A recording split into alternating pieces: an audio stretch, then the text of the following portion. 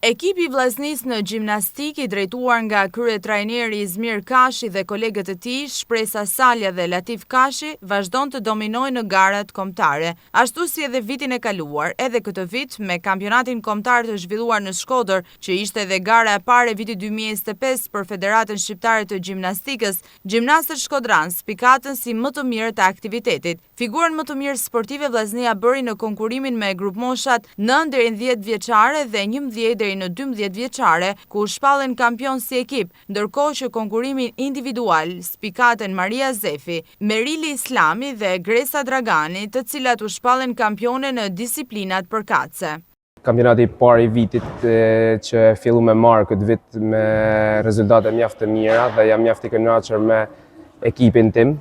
që arriti të marrë këto rezultate mjaft të shkëlqyera dhe i falenderoj të gjithë që kanë arrit një kampionat mjaft me përkushtim dhe arritën të dallojnë mënyrën teknike, po ashtu edhe përkushtimin që kanë pas në stërvitje, arritën ta shfaqen në garë. Konkurenca ishte mjaft e madhe në këtë kampionat. Dallonte ekipi i Beratit që kishim një konkurrencë mjaft e madhe, ekipet e Tiranës ishin mjaft mirë dhe arritëm të dalim me sukses, duke arritë të marrim 2 vendet para me kategoritë të ndryshme. Ishte pak emocion, sepse unë ja dhash premtim vetes që këtë herë do të dal kampione, pasi në garën time kam shumë rivalitet dhe